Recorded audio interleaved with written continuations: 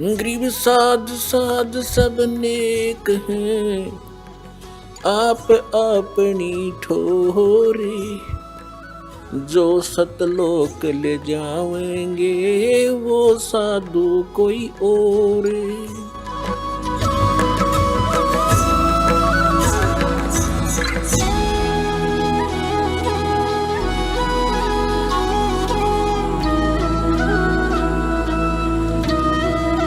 अब थोड़ा सा और दिखाते हैं आपको। ये देखिएगा संक्षिप्त शिवपुराण। इस संक्षिप्त शिवपुराण के अंदर ये गीता प्रेस गोरखपुर से प्रकाशित है, सचित्र मोटा टाइप, केवल हिंदी। और ये कहाँ से प्रकाशित है देखिएगा।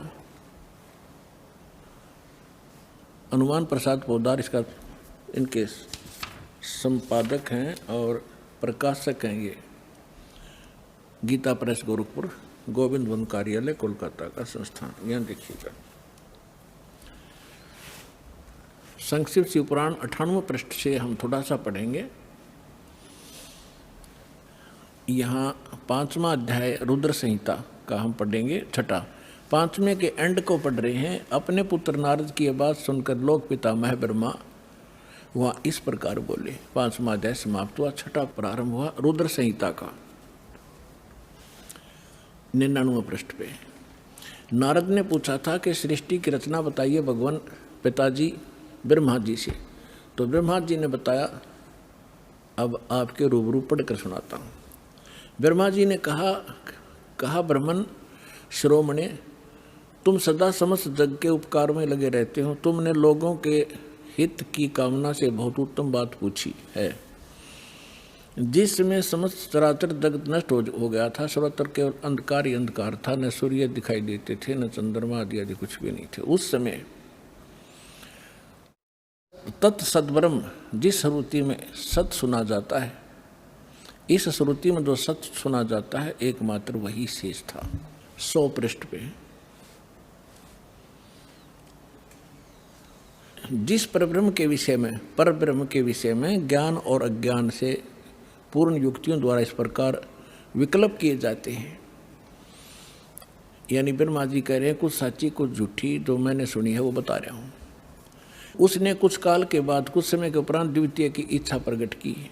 उसके भीतर एक से अनेक होने के संकल्प उदित हुए। तब उस निराकार परमात्मा ने अपनी लीला शक्ति से अपने लिए एक मूर्ति की कल्पना की। इनका क्या मानना है कि परमात्मा मूलतः निराकार है और उसने फिर अपने आकार में आने की सोची। तब क्या बन गया? वो सदाशिव बन गया।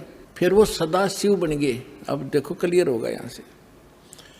उसने कल्पना की, मूर्ति की कल्पना की अपने लिए। उस निराकार परमात्मा ने अपनी लीला शक्ति से अपने लिए मूर्ति की कल्पना की। जो मूर्ति रहित परम ब्रह्म है उसकी मूर्ति यहाँ देखिए, भगवान सदाशिव हैं। अब सदाशिव कौन है ये देखना ध्यान से। ये किसको सदाशिव कहते हैं? अर्वाचीन और प्राचीन विद्वान उन्हीं को ईश्वर कहते हैं। उस समय एकाकी रहकर स्वेच्छानुसार विहार करने वाले उन सदाशिव ने अपने विग्रह से स्वयं ही स्वरूप भूता शक्ति की सृष्टि की, जो उनके अपने श्री अंग से कभी अलग होने वाली नहीं थी। उस पराशक्ति को प्रधान भी कहते हैं, प्रकृति भी कहते हैं। गुणवती माया बुद्धि तत्व की जननी तथा विकार रहित कहा है। वह शक्ति अंबिका कही गई है। उसी को प्रकृति, सर्वेश्वरी, त्रिदेव जननी, तीनों देवताओं को उत्पन्न करने वाली उनकी माता, ब्रह्मा विष्णु महेश की माता, नेता और मूल कारण भी कहते हैं। सदाशिव द्वारा प्रकट की गई उस शक्ति की 8 भुजाएं हैं। हो गया क्लियर? अब ये दुर्गा के विषय में है और सदाशिव ये कौन है? ये काल है। आगे और क्लियर हो जाएगा। अब इसमें क्या सिद्ध हो गया कि प्रकृति भी दुर्गा को कहते हैं और प्रधान भी दुर्गा को कहते हैं। गीता अध्याय नंबर 14 के श्लोक नंबर 3 से 5 में कति स्पष्ट किया गया है। ये काल कहता है, गीता बोलने वाला ब्रह्म कहता है कि दुर्गा तो मेरी प्रकृति तो मेरी पत्नी है, सब्जियों को उत्पन्न करने वाली माता है, मैं इसके गर्भ में बीज स्थापन करने वाला सबका पिता हूँ। प्रकृति से उत्पन्न ये तीनों गुण इस जीव को कर्मानुसार यहाँ बांधे रखते हैं, जकड़े रखते हैं। तीनों गुण कौन से सिद्ध होगी? रजगुण ब्रह्मा, सतगुण विष्णु, तमगुण शिव जी। ये देखिएगा अध्याय 14 और सुनाता हूँ आपको, ताजा ताजा है, ये जल्दी समझ में आ जाएगा।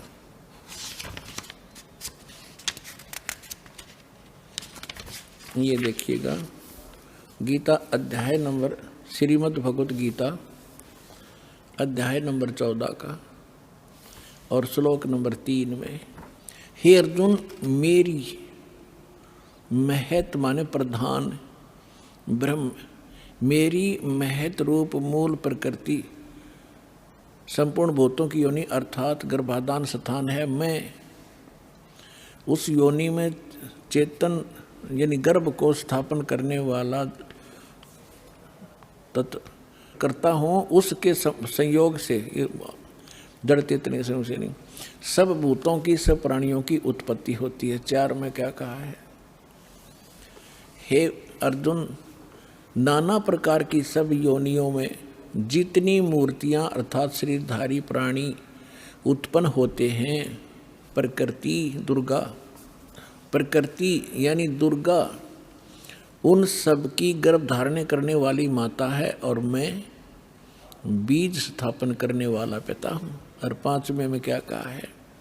हे अर्जुन, सतगुण, रजगुण और तमगुण ये प्रकृति से उत्पन्न, दुर्गा से उत्पन्न ब्रह्मा विष्णु महेश, विष्णु ब्रह्मा महेश, तीनों गुण, ये तीनों देवता अविनाशी जीव आत्मा को शरीर में बांधते हैं। अब इसने काल ने हमें मूर्ख बनाने के लिए ब्रह्मा विष्णु महेश के सिर ठेकरा फोड़ दिया कि ये तीनों देवता ही सबको यहाँ फंसा कर रखते हैं। परमात्मा ने आकर बताया, ब्रह्मा विष्णु महेश्वर माया और ये धर्म राया कहिए, इन पांचों मिल परपंच बनाया, वाणी हमरी लइए। ब्रह्मा विष्णु महेश दुर्गा और काल ने, इन पांचों ने मिलकर ये परपंच रच रखा है। हमारी बात को गहराई से सोचियो बच्चों, परमात्मा ने कहा। अब ये सिद्ध हो ही रहा है, ये पांचों मिलकर जकड़े बैठे हमारे को। इन पांचों मिल जीव अटकाए, युगन युगन हम आन छुटाए, बंदी छोड़ हमारा नामम, अजर अमर है अस्थिर ठामम, अमर करूं सतलोक पठाऊं, ताते बंदी छोड़ कहाऊं। यहाँ पवित्र शिव पुराण को हमने फिर उठा लिया, श्रीमद् भगवत गीता को रख दिया, उसमें से इतना ही लेना था। अब देखिएगा, ये संक्षिप्त शिव पुराण हम पढ़ रहे हैं और 100 पृष्ठ पे पढ़ रहे थे। यहाँ आगे थे हम,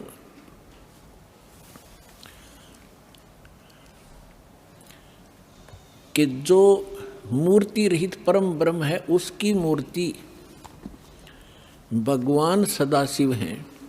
अर्वाचीन और प्राचीन विद्वान उन्हीं के ईश्वर कहते हैं। उस समय एकाकी रहकर स्वेच्छानुसार विहार करने वाले सदाशिव ने अपने विग्रह से स्वयं ही एक स्वरूप भूता शक्ति की सृष्टि की, जो उनके अपने श्रीअंग से कभी अलग होने वाली नहीं थी।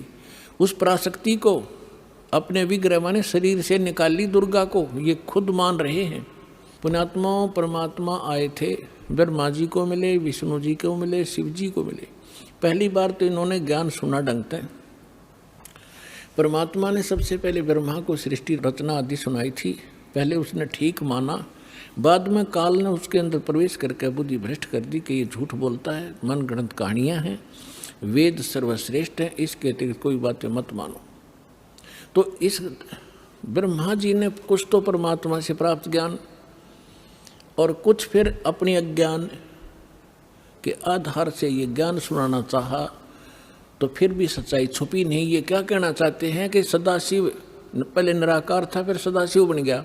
उसने अपने शरीर से एक शक्ति निकाल ली, वह प्रकृति कलाई, उसी को जगदम्बिका कहते हैं। तीनों देव की जननी, ब्रह्मा विष्णु महेश की माता, और उसकी 8 भुजाएं। यहाँ कर दिया ना डंगा इसने। और परमात्मा ने पहले ही बता रखा है कि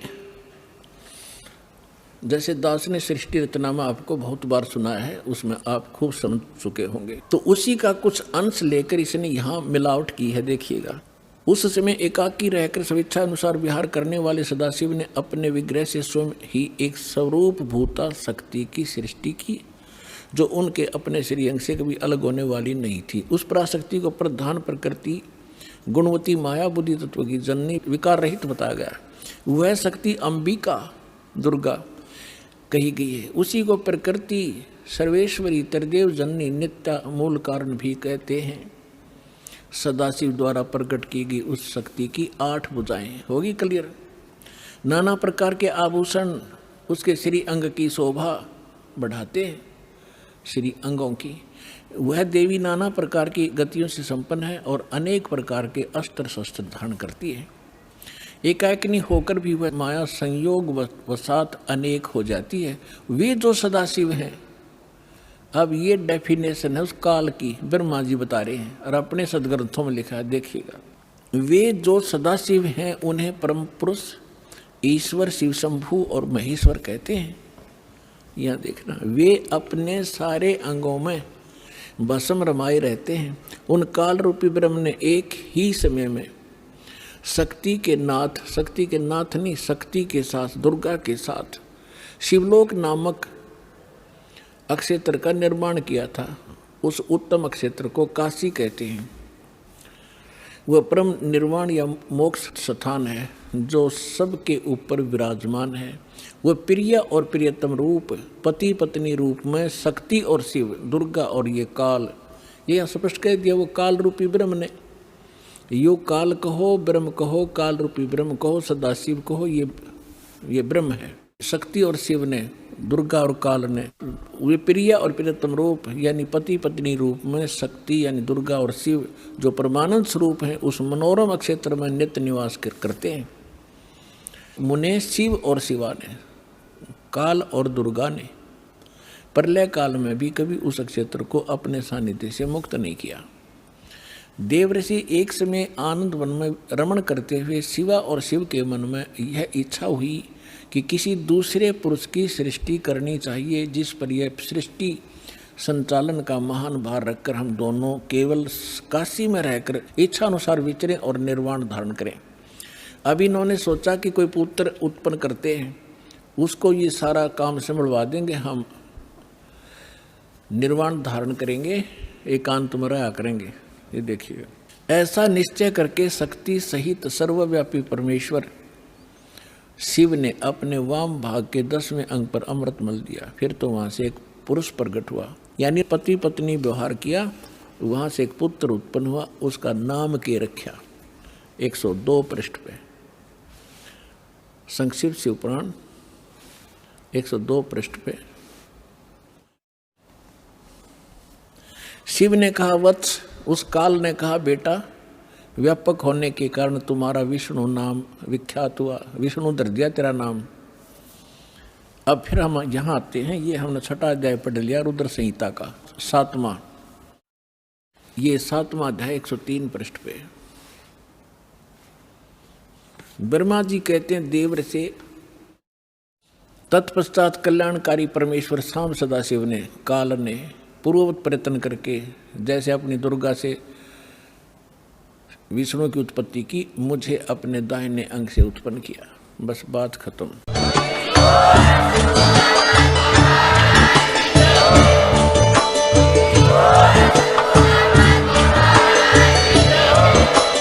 आप सुन रहे थे जगत गुरु तत्वदर्शी संत रामपाल जी महाराज जी के मंगल प्रवचन। अधिक जानकारी के लिए विजिट कीजिए हमारी वेबसाइट www.jagatgururampalji.org। संत रामपाल जी महाराज जी के शुभ आशीर्वाद से पूरे विश्व भर में 500 से भी ज्यादा नाम दीक्षा केंद्र हैं, जिन पर संत रामपाल जी महाराज जी द्वारा ऑनलाइन निशुल्क नाम दीक्षा दी जा रही है। अपने नजदीकी नाम दीक्षा केंद्र का पता करने के लिए संपर्क करें 8222 880541।